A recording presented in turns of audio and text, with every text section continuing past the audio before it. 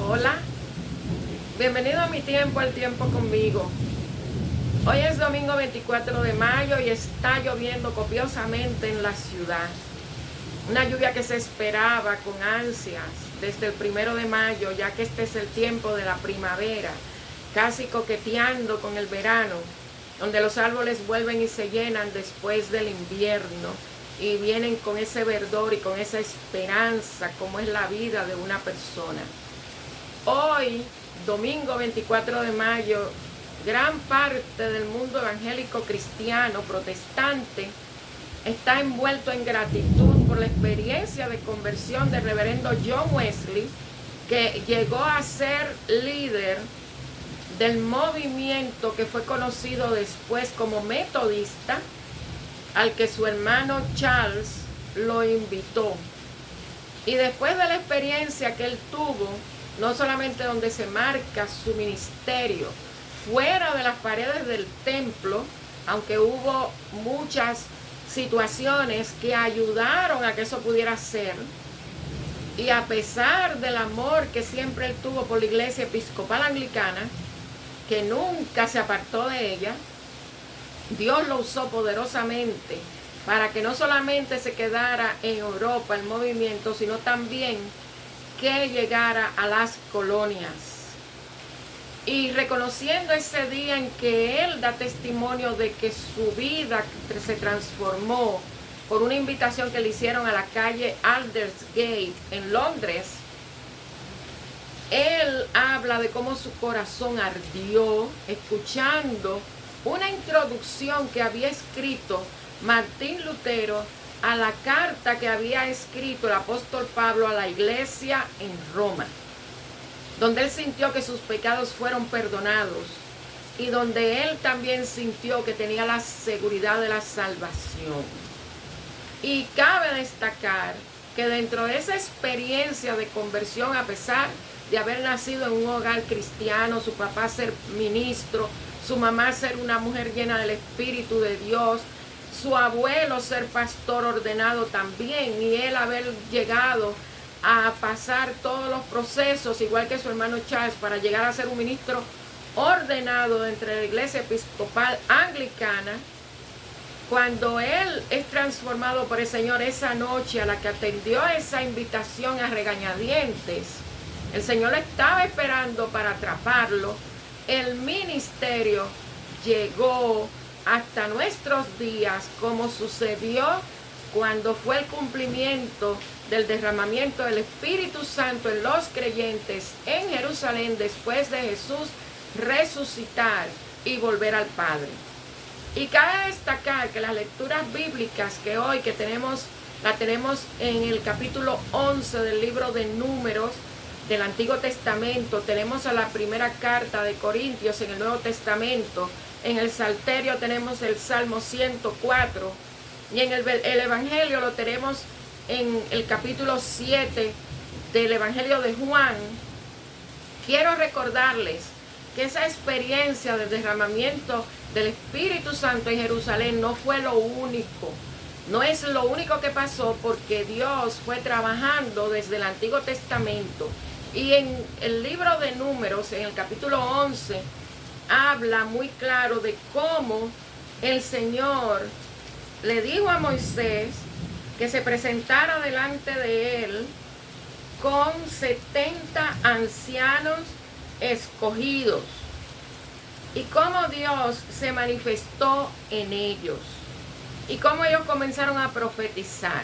Pero cabe destacar que de la lectura de Números capítulo 11 del 24 al 30, que yo le invito a que usted lo lea desde el verso 1, no solamente fueron esos 70 que estaban con Moisés los que recibieron la unción del Espíritu de Dios, sino que habla también en el capítulo 27 de dos personajes, de dos que profetizaban, que estaban en el campamento y que no estaban con Moisés y los 70 ancianos. O sea que Dios no está limitado a un espacio y a un lugar ni a un tiempo. Así como Dios se reveló en esos 70, Él lo hizo también en estos dos que tienen el nombre de Eldad y Medad, que profetizaban en nombre de Dios. Pero la palabra nos dice que también en el libro del Samuel, en el primer libro de Samuel, en el capítulo 10, usted va a encontrar que Dios vuelve otra vez y derrama su espíritu sobre personas específicas con propósito específico. Y en el libro, en el primero de los libros de Reyes, en el capítulo 6, en el capítulo 22, del 6 al 10-12, también describe cómo Dios también derrama su poder. Pero no podemos dejar de lado que antes de que sucediera el derrame del Espíritu Santo sobre esos 120 que estaban en Jerusalén, tenemos que ir al Evangelio de Juan en el capítulo 20, cuando él se aparece a sus discípulos después de haber resucitado. Y en los versos 21 y 22 dice así: entonces Jesús les dijo otra vez, que ya se les había aparecido antes: paz a vosotros. Como me envió el Padre, así también yo los envío. Y al decir esto, sopló y les dijo: reciban el Espíritu Santo. A quienes perdonen los pecados, les serán perdonados. Y a quienes se los retengan, les serán retenidos. Y fíjense que es interesante cómo, por estar celebrando el día en que hace muchos años, cientos de años, Jesús cumplió su promesa de que no iba a dejar a sus discípulos, a los suyos, solos, sino que iban a recibir esa fortaleza, ya no de estar Él, ya no de tener la relación con Dios desde afuera en la presencia de Dios, sino que ya viene a morar con uno, viene a morar en uno, para ser parte uno con Él, así como Jesús es uno en Dios. Y nosotros vamos a ver cómo esa fortaleza, esa bendición, esa unción del Espíritu por el Evangelio asignado para el calendario A, habla de que la vida se convierte en ríos de agua viva. Entonces, el capítulo 11 del libro de Números habla cuando Dios derrama su Espíritu en 70 ancianos, pero también como lo hace en 2 de ellos que no formaban parte de los 70, y de cómo en el primer libro de Samuel pasa la misma experiencia en el capítulo 10, y cómo en el primer libro de los Reyes pasa en el capítulo 22, y cómo antes de que sucediera en Jerusalén, después que Jesús volvió al Padre y les dio la encomienda de predicar el Evangelio, de enseñar el Evangelio, de hacer discípulos, lo afirma en el capítulo 20 de Juan, dándoles el Espíritu a los 11 que estaban en la casa, aunque estaban encerrados por miedo a los judíos. La carta que encontramos hoy en el Nuevo Testamento la vamos a encontrar en la primera carta que escribe el apóstol Pablo a la iglesia en Corinto, en el capítulo 12, versos 3 al 13, pero yo le invito a que usted lea todo el capítulo del 1 al 30, que habla de los dones del Espíritu, donde nosotros vemos cómo Dios pone en cada persona ungida un don, cómo también hay personas que reciben funciones para llevar a cabo, porque una cosa es tener el don de sanidad, y otro también es la función de dirigir, de organizar, de administrar, de dirigir. Entonces, el Evangelio, que va de la mano con esa alabanza a la creación de Dios y cómo Dios cuida de su creación, que viene del Salterio, del Salmo 104, que aunque la lectura está llamada a ser leída desde los versos 24 a 35, léase el Salmo completo, porque es una oración del corazón, donde el salmista alaba a Dios, no solamente a través de la creación, sino también cómo Dios se hace presente en la vida del ser humano y en todas sus circunstancias. El Evangelio, como les mencioné, está en el Evangelio de Juan, en el capítulo 7, en los versos 37 al 39. Porque nosotros estamos llamados a compartir una esperanza. Nosotros estamos llamados que a recibir el Espíritu de Dios, aunque hay miedo, hay seguridad. Aunque hay ataques, uno no es derribado, como lo dice Pablo en su carta. Que cuando estamos atribulados, no estamos sin esperanza, porque hay un gozo que se recibe del Señor, porque es un deber que nosotros tenemos, y el gozo viene de la resurrección de Jesús, recibida la encomienda para compartirla a los demás. Ahora, nosotros estamos llamados a que, como hemos recibido la bendición, estamos llamados a compartirla, así como corre el agua, así como corre la lluvia, como está lloviendo hoy, en esta área donde yo estoy, y tal vez en otro lugar donde usted esté, o tal vez dentro del calorazo que comienza a sentirse en otros lugares, o tal vez del frescor que hay en otros lugares donde usted esté.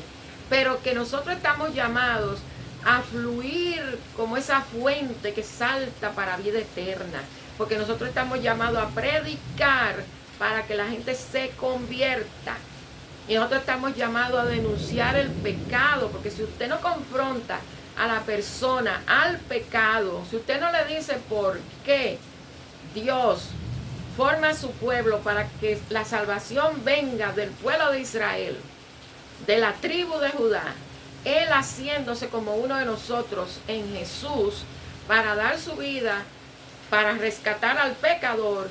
Si usted no le dice todo eso y le dice por cuáles son los pecados que está cometiendo, entonces la persona va a caer en el error de creer que Dios es un paño tibio, es una curita del momento, es un ungüento para resolver, o es el analgésico para pasarlo pronto y que la vida sigue. No, hay un compromiso.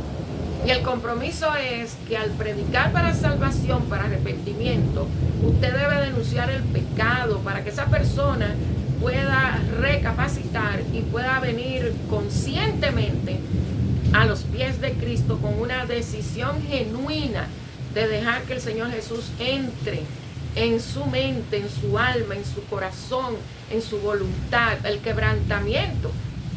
Porque mucha gente, cuando dicen, oh sí, tenemos que predicar, tenemos que decirle al mundo que Cristo salva, y usted oye mucho amén, amén, pero cuando le dicen que hay que quebrantarse primero y recibir uno primero esa sanidad para poder predicar a otro, hay un silencio, no hay un amén. No, primero uno tiene que recibir para poder dar.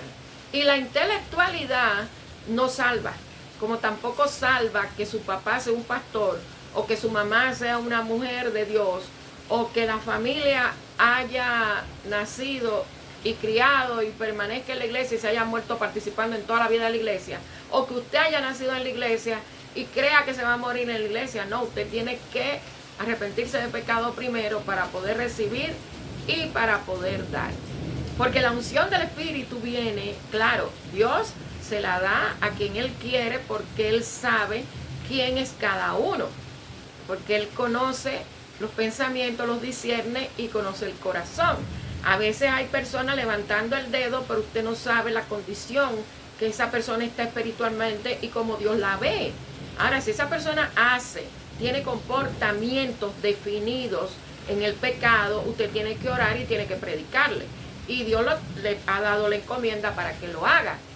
Entonces, con los dones que el Señor da, de predicar, de sanar, de liberar, de soltar cadenas, es la misma responsabilidad que viene de Isaías, que Jesús leyó en la sinagoga y que ministró para enseñar a los discípulos a que vayan al mundo, como salieron a partir de Jerusalén, ir a Jerusalén, a toda Jerusalén, a Samaria y hasta lo último de la tierra. ¿Por qué Jerusalén? Porque es la tribu de Judá, es donde está el corazón del pueblo de Israel. ¿Por qué Samaria? Porque estaba dividido el reino entre los del norte y los del sur, que son las 10 tribus que complementan con Benjamín y Judá, que su capital era Israel, y su capital era Samaria, y la parte se llamaba Israel.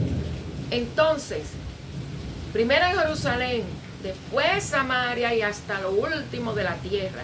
Y todos los que recibieron el Espíritu de Dios durante la fiesta de las semanas, la fiesta de la cosecha por la gratitud, por el fruto de la tierra, o las fiestas de las 7 semanas, o la fiesta de los 50 días, o la fiesta de Pentecostés, ellos salieron a predicar cuando cada uno volvió a la ciudad y en el idioma que hablaban, salieron a predicar las verdades del reino de Dios.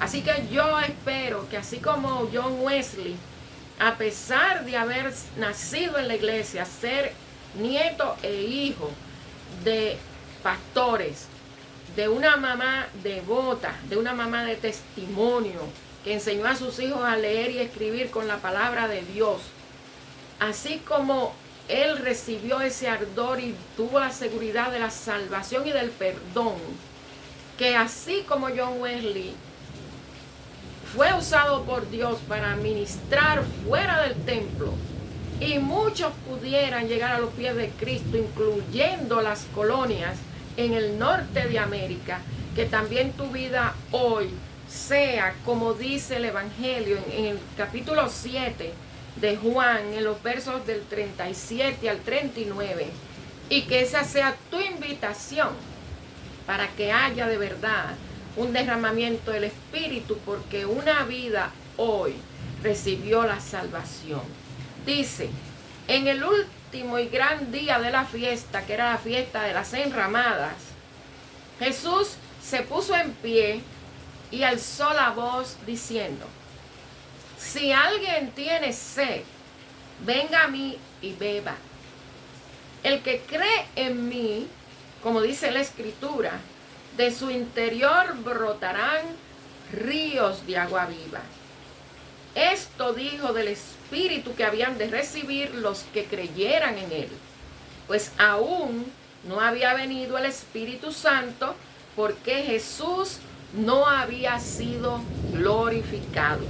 ¿Cuándo Jesús es glorificado? Cuando los discípulos lo ven volver al Padre y se quedan en Jerusalén, aún con miedo, aún encerrados. Y como lo dice el capítulo 20, en los versos que le leí del 21-22, que dice que el Señor la segunda vez que se le apareció le dijo Shalom, la paz sea a ustedes, como el Dios me envió a mí, así yo los envío a ustedes.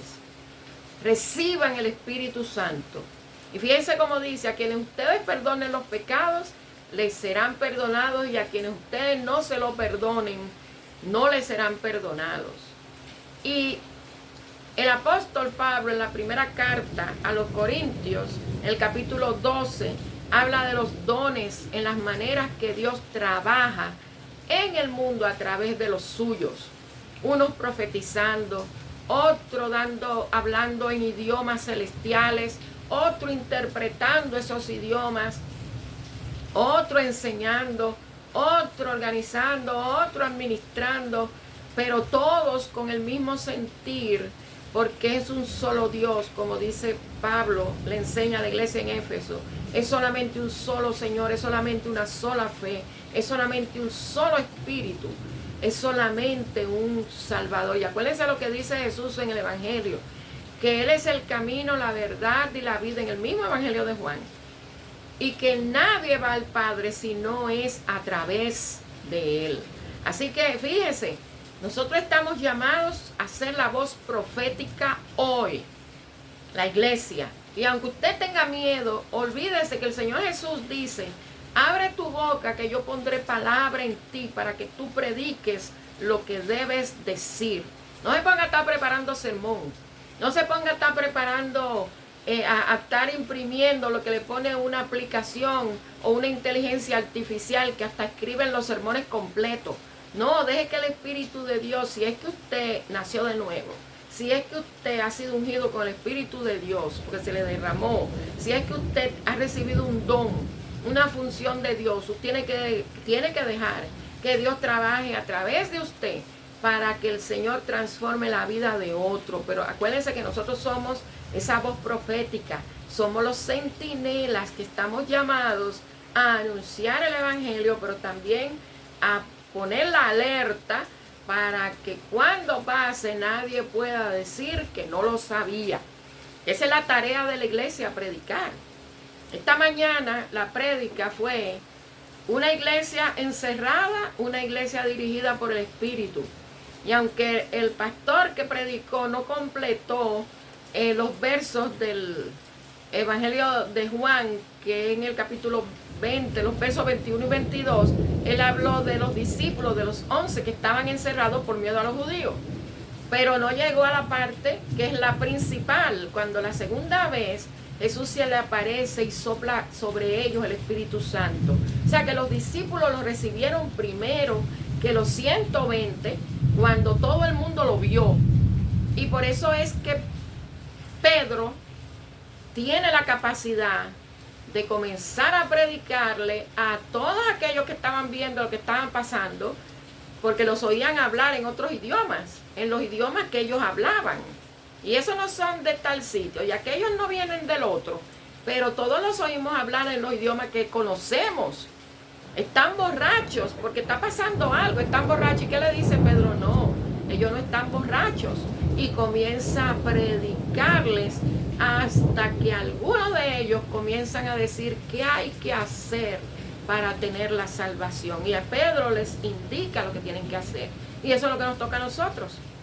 Todo lo que dice la palabra de Dios, todas las leyes de Dios, sus mandatos, sus decretos, sus estatutos, todo es para que nosotros lo apliquemos a nuestra vida. Y usted lo va a hacer si usted ha nacido de nuevo. Si usted es una persona convertida, nacida de nuevo, porque usted se arrepintió de pecado y el Señor ha puesto su espíritu en usted, usted va a vivir en la voluntad de Dios. Y usted va a hablar lo que Dios le pone en su boca y en su corazón. Usted va a ir donde Dios lo mueva. No porque usted lo decida, no porque usted se sienta cómodo, no porque ahí es donde usted quiere ir a predicarle específicamente a personas específicas, no, sino dirigido por el Espíritu de Dios. Porque acuérdense que cuando Jesús habla, es que Él es la vid verdadera, nadie puede hacer nada fuera de Él. Porque cuando usted corta una rama de un árbol, esa rama, ¿qué es lo que pasa? No da fruto, se va secando, se va muriendo, las hojas se van poniendo marrón, hasta que queda el palo seco. ¿Por qué? Porque separados de Él, nada podemos hacer. Así que Dios te bendiga en este domingo, en el que la iglesia recuerde el derramamiento del Espíritu Santo, una promesa cumplida, que ya muchos venían recibiéndolo y poniendo en práctica la encomienda de ir por el mundo y predicar el Evangelio. Ahora te toca a ti. Yo lo hago. Ahora te toca a ti. ¿Cómo? Ora para que el Señor te diga cómo Él quiere que tú lo hagas, a quién Él quiere que tú se lo digas y a dónde Él quiere que tú estés para hacerlo. Porque esto es dejarse dirigir por el Espíritu de Dios. Porque si tú le abriste tu corazón y Él viene a establecer su señorío en ti, entonces es de acuerdo a la voluntad de Dios. Porque acuérdense lo que le manda a decir Jeremías al pueblo que se llevaron para Babilonia. Dios sabe cuáles son los planes que tiene para cada uno, que son de bien y no de mal. Así que acuérdate de eso, porque Dios no falla, Dios no miente. Y Dios no es solamente para un momento determinado, Dios es para siempre. Así que Dios te bendiga, y mi oración es que hoy haya un ardor genuino en tu corazón.